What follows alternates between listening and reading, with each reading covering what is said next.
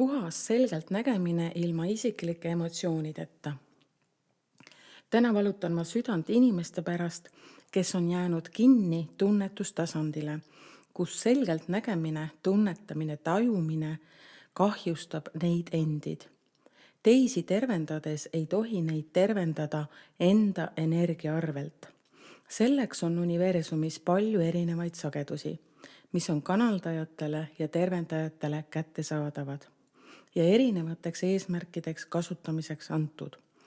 Kui on vaja tervendada keha rakusüsteemi või vaimset rakusüsteemi, nende jaoks on erinevad võnked ja energia laadimiseks erinevad tasandid. Neid saab vabalt kasutada, kui sa ei püüa neid sagedusi kätte saada enda emotsionaalkehaga. Sa pead olema kanaldades täiesti vabas ja vahetus hingeenergias, rakusüsteemist väljaspool. Enda emotsioone ei tohi kunagi lasta teiste tervendamise sisse. Sama ei tohi teha ka enda kehale ja energiale, et lased teiste emotsioonid ja kogemused enda hinge rakusüsteemi sisse. Kogu tervendamise protsessi käigus on inimene vaid tervendava energia kanaldaja. Vahendab läbi enda mõtte ja käte energiat ja universum või maaema energia teeb kõik ülejäänud ise suure austuse ja intelligentsusega. Inimene ise peab olema väljaspool seda protsessi, mitte protsessi sees. Näide, nii nagu tangid autot. Üks ühele tangitakse paaki. Tankur on vaid energia vahendaja, mitte ei sula kütusega üheks. Tervendajad, kes räägivad, et nad on ülitundlikud ja kogevad kliendi tundeid ja emotsioone, siis tankur ise on katki. Ja kui tankur on katki, siis on energia kadu kuhugi tühjusesse. Võib minna paaki ka vett või prügi, või paaki ei satu mitte midagi. Ja mis sellise protsessi tagajärjel tekib? Tankur läheb ise aina katkisemaks. Mitte keegi ei saa kasu sellisest poolikust protsessist, pigem kahju. Auto peab tegelema enda mootoriga veel rohkem ja usaldus kõikide tankurite suhtes kaob. Tervendaja ise põleb läbi, sest kaotab enda algallikaga kontakti ning jääb kinni inimtasandi energiasse. Ja kõik kanaldused ja tervendused on läbi enda isikliku hirmufiltri. Puhas algallikas on austav ja harmoonias olev energia ilma hirmuta. Ja tervendus energeetiliselt on tegelikult hirmu harmoniseerimine sinu energiaväljas, et inimese kehas tunneks see hing ennast kergelt ja vabalt. Kogu hingetervendus käib läbi õnnehormoonide.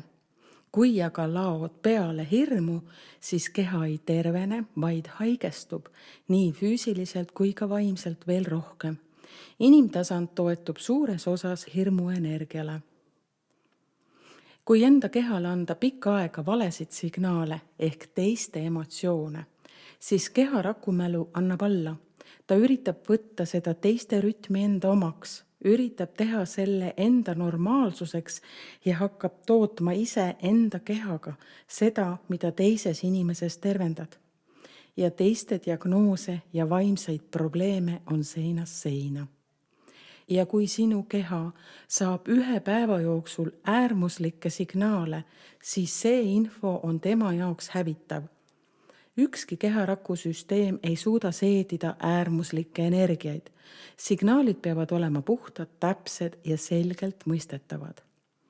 Kõige tähtsam kõikide inimeste jaoks on iseenda harmoonias hoidmine. Sinu keha ja hingerütm on üks ja sinulik. Sul on isiklikud tugevused, nõrkused ja valitud kogemused. Ja meil kõigil on enda elurada käia. Enda rütmiga ja enda tugevusega.